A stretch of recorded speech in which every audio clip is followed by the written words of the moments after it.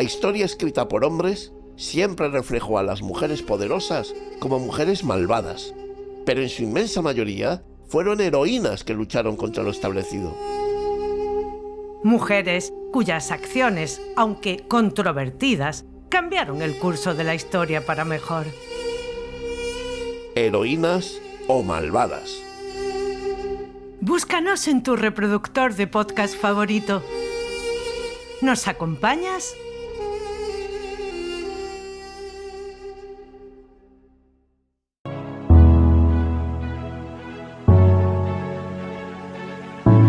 Esto es El laberinto de Minotauro Beca. Es lunes, toca hablar de historia y hoy nos toca, como hace tiempo que no hacíamos, un What If, que hubiera pasado sí. Y hoy nos vamos a poner, como siempre en estas situaciones que hemos hecho a veces, y hoy un What If en algo relacionado que se ha hecho muy pocas veces, que es sobre Luis I, el rey de España, que claro, hay mucha gente que ni siquiera le suena Luis I como rey de España. Yo he visto guías turísticos y gente que se dice divulgadora de historia, que de Felipe V te saltan a Fernando VI y luego a Carlos III y se quedan tan panchos los tíos. Y es que aunque reinara poco, porque Luis I, ahora lo veremos, y un poquito para desarrollar su What If de que hubiera pasado si hubiera reinado más tiempo, reinó 229 días. A ver, como rey en sí fue el reinado más corto como un rey español en sí, porque si ya contamos a dinastías como la de Navarra, de Castilla, Aragón y de otras, ya os digo que no es el más corto, porque hay reyes que duraban días. Entonces, no es el más corto en sí, este por lo menos duró unos meses, no llegó al año, pero ahí estuvo Luis I. Nos vamos a poner antes de todo un poquito en antecedentes. Pues Luis I es hijo de Felipe V, rey de España. Recordemos que Felipe V había ganado el trono en la famosa guerra de sucesión de España. Es que la guerra de sucesión pasa como muchas partes de la historia de España, en esos sucesos que ha pasado desapercibida, y para mí es un hecho bastante importante. A ver, sobre todo se da más importancia, porque esto lo hemos visto muchas veces en el tema del 11 de septiembre en Cataluña, todo el tema de la diada y tal, pero yo en el resto de España también tuvo su importancia, sus batallas, sus hechos políticos. Por ejemplo, hay una cosa que muchas veces la gente desconoce, es que el llamado bando austríaco, el otro bando, que no es el de los Borbones, pues tomó Madrid, no ni una ni dos, 3 veces tomó Madrid. Decir que no le valía absolutamente nada, porque a veces tomar la capital de un reino, ha pasado muchas veces en la historia, no te sirve absolutamente de nada tomar esa capital si no está el rey contrario, no hay gobernante, no hay absolutamente nadie, no te sirve de mucho tomarla. Encima, si la población es contraria a ti, pues no te sirve de mucho tomar esa capital. Pero es una parte de la historia de España que es bastante importante, que os la traeré en el futuro, hechos concretos, y porque solo la guerra de sucesión en sí, vamos, hay libros. Yo tengo uno que es una belleza de cómo cuentan las batallas, cómo cuentan la historia, todo el tema del politiqueo y tal, y algunos personajes que son fascinantes del antes de la guerra de sucesión, incluso del durante y el después. Y otros hechos como las guerras carlistas y tal, pues son hechos que la historia de España han pasado muy desapercibidos. Pues en esa guerra de sucesión Felipe V gana y se proclama rey. Claro, Felipe V, estamos hablando, es proclamado rey y dura después de la guerra de sucesión y antes. Claro, dura unos años, pero luego hay ciertas enigmas y ciertas cosas, porque siempre se ha planteado la salud mental de Felipe V, pero vamos, de casi todos los reyes. He de decir que el tema de salud, tanto mental como física, a ver, demasiado bien estaban, porque se casaban primos con primos una vez, otra vez, había una consanguinidad bestial. Entonces, menos mal que no era tipo como un Juego de Tronos, que se casaban hermanos con hermanos, y ya esto hubiese sido ya la bomba.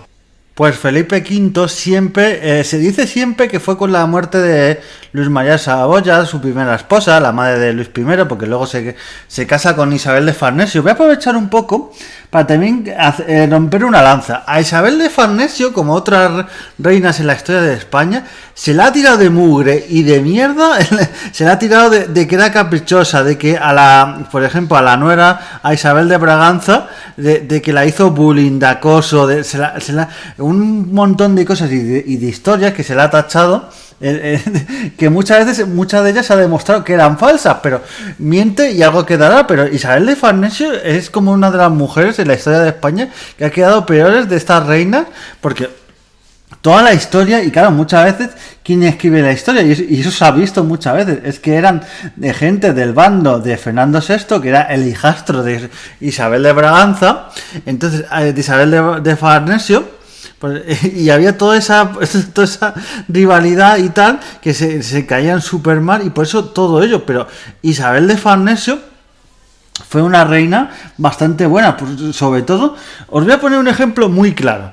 En el Museo del Prado, todo el arte, y en otros museos de España, pero ahora quiero hacer colación al Museo del Prado y a la Galería de Colecciones Reales y al Palacio Real, todos los cuadros y tapices que tenemos gracias a Isabel de Farnesio y esculturas de época romana y de época italiana, de Renacimiento, porque Isabel de Farnesio era una coleccionista al arte y la cultura, lo que se llama una mecenas, y todo lo que compró, claro, muchos de esta gente que a veces a veces he visto gente meter en el propio Prado, he visto gente meterse con Isabel de Farnesio, no, porque Isabel Farnesio y tal, y luego ves cuadros, porque yo esto lo sé puedo diferenciar, hay cuadros que están firmados y eso se ve que son de la colección que compró Isabel de Farnesio, y dices, pero estamos tontos, o sea, estás criticando a Isabel de Farnesio delante de cuadros que sin ella esos cuadros no estarían en el Museo del Prado. Pero es la hipocresía muchas veces los españoles, que nos peleamos unos contra otros. Y bueno, Isabel de Farnesio tuvo muchas veces sus cosas negativas, porque tuvo sus cosas negativas, pero toda la cosa y toda la leyenda negra que se le ha tirado a la historia y todo lo negativo que se le tiró, y de ser una mujer súper posesiva, súper tal. Y luego se ha visto que muchas veces, por ejemplo, en los años que Felipe V, cuando ya en esta realidad, porque ahora iremos al Guadix, pero en esta realidad, cuando Luis I, el hijo mayor de Felipe V, muere y es proclamado rey y dura 229 días, y Felipe V reina todo. Claro, es que Felipe V, desde 1724 hasta ya 1746, todos esos años que reina, o sea, son más de 22 años. Y es que Felipe V, si ya había dejado el trono porque estaba en un estado mental y físico muy malo, pues imaginaos 22 años más prácticamente de alargar ese reinado. Pues claro, ¿quién llevó ese reinado prácticamente?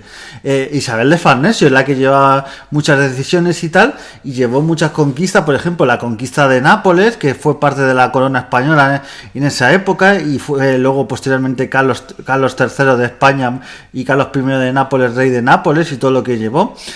Por ejemplo, sin eso, y que Carlos aportó mucho, no tendríamos cosas como Pompeya o Herculano, que fue gracias a Carlos III y arqueólogos españoles, arqueólogos de Zaragoza y de otras zonas, que fueron ahí a excavar. Es que imaginaos estas cosas de la historia, relacionar unas cosas de otras. Entonces, esta cosa de que Isabel Farnesio es malísima y tal, pues a lo mejor sin ella, el tema de Pompeya y otras cosas, pues ahí os lo dejo sobre la mesa. Así que ya entrando un poquito en la historia, vamos a ponernos qué hubiera pasado si Luis I hubiera vivido unos cuantos años más.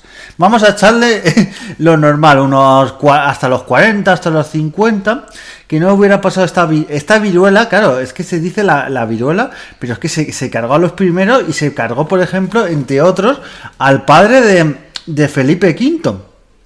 Felipe V, rey de España, su padre, el llamado el Gran Delfín, que por cierto, gracias a esa colección que tenía el Gran Delfín, la colección del Delfín, tenemos unas joyas de orfebrería y de joyas en sí en el Museo del Prado. También gracias a ellos, que eso también lo rescató Isabel de Farnesio, pues si no hubiese estado en algún museo de Francia, toda esa colección. Pues el Gran Delfín, que era el padre de Felipe V, era heredero a la corona francesa. Eso también tiene un poquito de ver por qué Felipe V dejó la corona española. Era por sus problemas mentales y porque muere su padre unos años antes, su padre, el Gran Delfín, y claro, no podía, porque había firmado en la Guerra de Sucesión unos tratados en Utrecht, y no podía ser a la vez rey de España y ser rey de Francia. Entonces Felipe V no dejaba de ser, aunque hubiese sido rey de España y tal, no dejaba de ser francés, y su mayor cosa que quería en la vida ser rey de Francia. Entonces, por eso le da el trono a su hijo Luis I. Es decir, que en esos 229 días dieron para mucho, porque en esos 229 días que reina Luis I, hubo una guerra intestinal, porque Felipe V dejó el trono de España, hizo esa campaña de intentar ser el rey de Francia, esa campaña, pero es que estaba como en la sombra tomando las decisiones y tal. Y había un momento que Luis I tomó un partido más español y el partido de Felipe V eran todo gente de Francia. Entonces, esos choques de intereses entre padre e hijo, que al final se arreglaron porque Luis I se murió, pero imaginaos si no, claro, si Luis I hubiera reinado más años, hubiera habido unas guerras intestinas bastante fuertes y esos cambios de decisiones entre Luis I y Felipe V. Entonces, no sé si hubiera acabado en una especie de guerra civil o guerra interna, pero hubiese sido una cosa bastante chunga. A lo mejor Felipe V hubiese habido un conflicto y se hubiese tenido que haber ido fuera de España, a Francia exiliado o a otro sitio, pero hubiese acabado la cosa bastante mal, porque se veían que había bastante malas relaciones. Otra cosa, que si Luis I hubiera reinado más años, bueno, no solo reinado, vivido, probablemente se hubiera pedido la nulidad matrimonial. Porque claro, el matrimonio de Luis I con Luisa Isabel de Orleans, que os recomiendo una película que es muy buena, que se llama Las dos reinas, y va de este intercambio de la reina española, la hermana de Luis, y que fue luego reina de Francia, pero luego la devolvieron aquí a España, y la Luisa Isabel de Orleans, que fue esta esposa de Luis I, es que se casaron cuando él tenía 16 años. Es que él empezó a reinar con 16 años y se murió a los 17. Es que fijaos la decisión. Pues esta mujer, a ver, aquí también hay que decir que también se ha escrito cartas y tal, y se ha sacado crónica muchas veces sacada de contexto. Que si era una loca, que ni si no sé cuánto.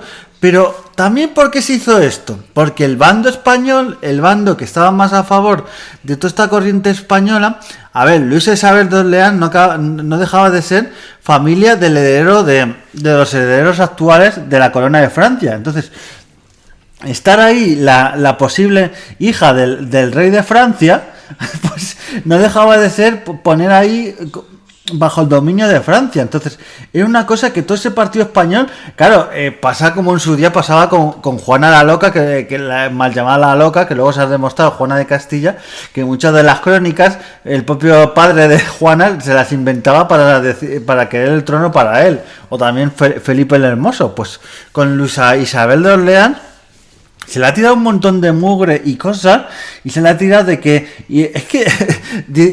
iba sin ropa interior, que se dejaba desnuda por la corte, una serie de barbaridades, que no comía y se dejaba adelgazar, que se veía limpiando pañuelos, los azulejos como si fuese una criada. O sea, una serie de crónicas y de cosas que se ha exagerado, porque esto, a veces la historia, y esto hay que decirlo, hay muchos historiadores que se leen las crónicas de la época y no hacen una historia crítica, pero hay otros historiadores muy buenos que hacen luego y te cuentan la historia y dicen, mira, es que hay estas crónicas de la época, pero que casualmente estas crónicas son de historiadores que eran del partido español de Luis I, que sí, aunque Luis I fuera el marido de esta mujer, es que no la podía por ver, pero porque también todo el rato tenían detrás de la oreja a esta gente del partido español, a estos nobles que decían, déjala porque te va a influir en las decisiones de Francia y tienes que tomar decisiones independientes, porque bajo sus primeros años de reinado, cuando estaba su abuelo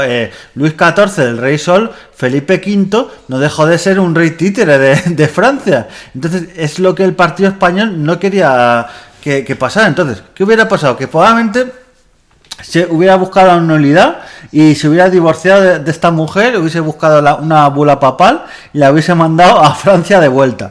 Probablemente hubiera pasado eso, se hubiera buscado una nueva esposa y probablemente hubiera tenido descendencia. Eso nos deja a gente como Fernando VI, que a mí me gusta, es un rey bastante bueno, aunque también tuvo sus problemas de depresión y sus problemas mentales, pero para mí fue un gestor bastante bueno en lo que pudo.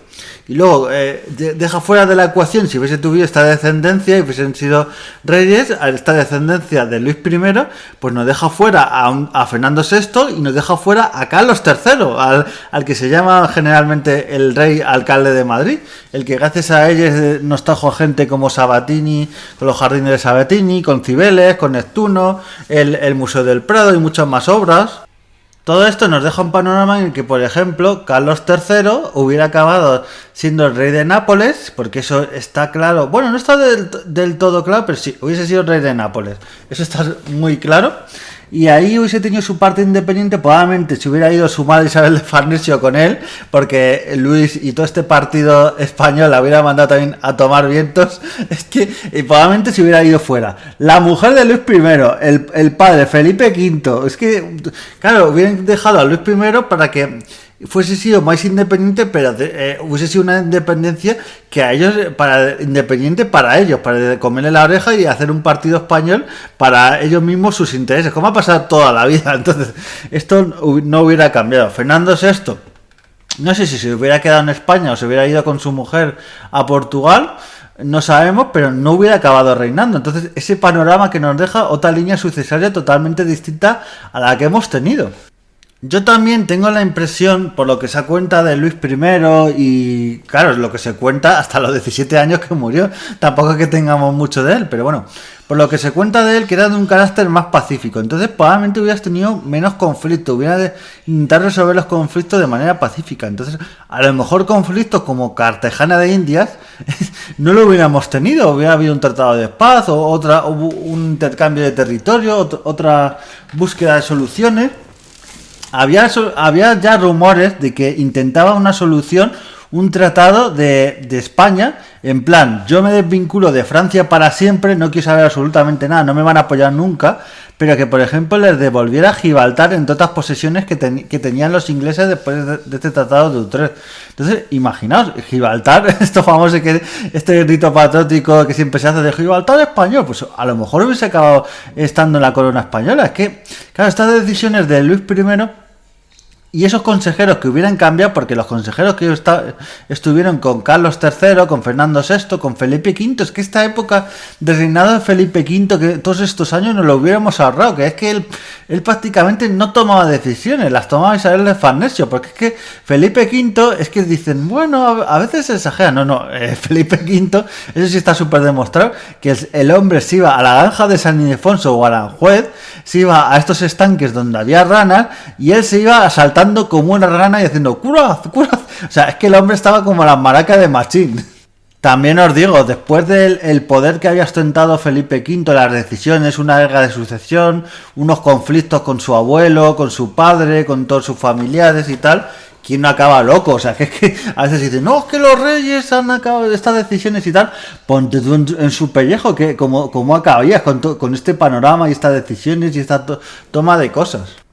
También acepto peticiones, porque esto es un poco wadid hecho con mi opinión, con los datos que tengo y tal. Alguno me puede decir también, no, pues si hubiera pasado esto otro. Es lo bueno que tienen los wadid, que no hay un exacto de que hubiera pasado si esto otro. Pero yo tengo la sensación de que el reinado de Luis hubiese sido más pacífico, más tema de artistas, más cultural. Aunque Fernando VI también trajo bastantes artistas, bastante tema de pintores también. Isabel Farnesio también, que os he dicho, y también... Y bueno, hubiese tenido más independencia, de menos poder nobiliario, mayor movilidad social. Bueno, estas nuevas líneas sucesorias hubiese sido bastante interesante y todo esto que hubiéramos tenido. Y yo creo que hubiese sido más tirar un rey, no apoyar tanto a Francia y, por ejemplo, tener alianzas o no alianzas, pero decir con Gran Bretaña, Reino Unido y países como Portugal. Y es que yo no me quiero pegar contigo, es que yo me estoy pegando porque Francia me arrastra, que es lo que pasó prácticamente en toda esa época.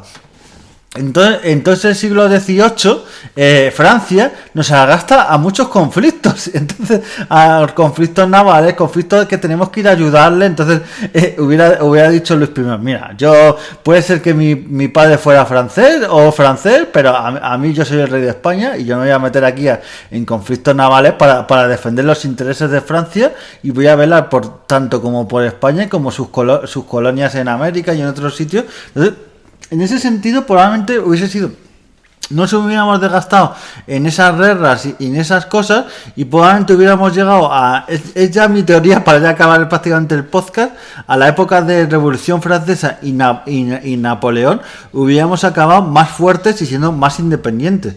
Claro, ¿qué nos pasó? Que intentamos cuando eso, defender a los franceses, esas alianzas, esos tal, éramos un estado títere, que venía Napoleón y le decíamos sí a todo, entonces probablemente hubiéramos tenido un poquito más de fuerza independiente para ciertas cosas, pero también es mi teoría y me digo así, pero probablemente Luis I no será la última vez que lo toque, porque es un rey que tiene bastante cosas interesantes. Y por ejemplo, y aquí sea que hay un par de amigos que probablemente me van a escuchar, y le lanzo el guante a los compañeros del mundo podcastil, Iñaki y Toñi, del podcast Heroínas o Malvadas, que no, si no lo seguís, no sé qué hacéis con vuestra vida. Este podcast desmintiendo mitos sobre muchas de las mujeres, no solo de España, sino de la historia y de otras partes del mundo, que está bastante bien. Pues aquí le voy a hacer ese llamamiento, que hagan un podcast a estas mujeres que he mencionado, que la historia les ha tirado muchísimo encima, pues a tanto Isabel de Farnesio como a la propia esposa de Luis I, la única esposa que tuvo, porque ya digo que probablemente se hubiera separado, se hubiera reinado más en el tiempo, pero fue la esposa que tuvo hasta su muerte, Luisa Isabel de Orleans. Pues nada, le lanzo el guante para que hagan en el futuro un programa de mitificando a estas mujeres, y porque hicieron mucho positivo. Por lo que yo conozco, más Isabel de Farnesio que la propia Luisa Isabel de Orleans, pero también es que se le ha tirado muchísimo, pero se le ha tirado mucha leyenda negra también. Entonces, para que lo tengáis en cuenta, y lanzo ese desafío y ese guante. Así que espero que os haya gustado este Guadif, viendo el posible reinado de Luis I y analizando también esa época de Felipe V, la guerra de sucesión y demás. Nos vemos en el siguiente podcast y adiós.